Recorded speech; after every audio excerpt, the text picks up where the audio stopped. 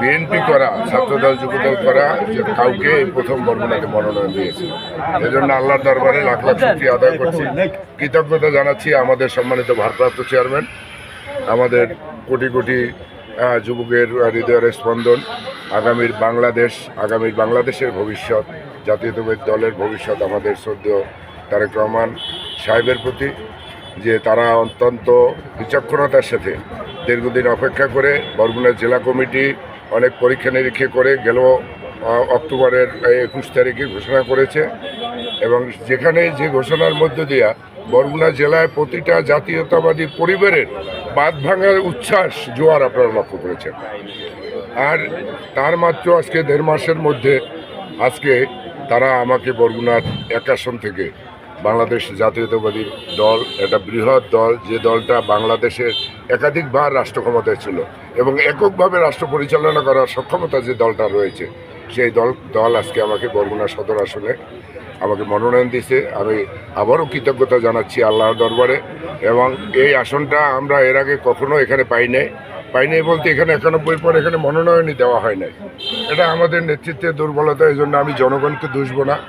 আমরা আজকে দেখবেন আপনারা বরগুনা জেলায় যে বিএনপির যে এখন জোয়ার, মানুষ পরিবর্তন চায়, মানুষ উন্নয়ন চায়, সেই কাজগুলো আওয়ামী লীগের কাছ থেকে একদিন তারা পায় নাই। অতএব মানুষের প্রত্যাশা পূরণ করতে আমরা ইনশাল্লাহ সক্ষম হব, এবং আমার বিশ্বাস এই আসনটা আমরা দীর্ঘদিন পরে হলেও আমরা বিএনপিকে দিয়ে আমরা এই দলটাকে আমরা একটা উচ্চতায় বরগুনায় নিয়ে যাবো। আমাদের যে কলঙ্ক রয়েছে সেটা আমরা এবার এবং আমরা আপনাদের দলীয় পক্ষ থেকে অনেকেরই যেমন অভিযোগ বা যে 17 বছর তারা যে ভোটের অধিকারটা থেকে যে বঞ্চিত হয়েছে, এইটা আপনার কি মনে হয় এখন আপনি ভোটে আসলে এই ফেসিস যে সরকার, এই সরকার তো মানুষের ভোটের অধিকার হরণ করেছিল, দিনের ভোট রাতে করে নিয়েছে, এবং ইউনিয়ন পর্যায়ে স্থানীয় সরকার নির্বাচন পর্যন্ত যেখানে জাতীয় প্রতীক দিয়া প্রশাসন দিয়ে তাদেরকে ডিক্লেয়ার করেছে। এই যে মানুষের যে গণতান্ত্রিক যে অধিকার, আমাদের স্বাধীনতার যে মৌলিক অধিকারগুলি, সেই অধিকারগুলো তারা হরণ করেছে। এ কারণেই আজকে 5ই আগস্টের সৃষ্টি হয়েছে, গণবিপ্লব হয়েছে, ছাত্র জনতার আন্দোলন হয়েছে, এবং দীর্ঘ প্রায় 17 বছর এই ফেসিবাদের বিরুদ্ধে বিএনপি যুগপৎ আন্দোলন করেছে। এই আন্দোলনে বিএনপির অনেক নেতাকর্মীরা শহীদ হয়েছে, অনেকে গুম হয়েছে, অনেকে পঙ্গু হয়েছে। এরকম একটা পরিস্থিতিতে আজকে ফেসিবাদের বাংলাদেশ থেকে বিদায় হয়েছে।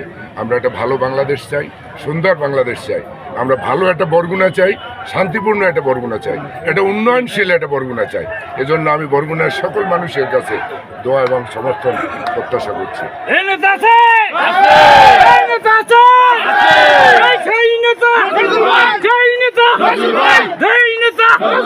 ধানের শীষ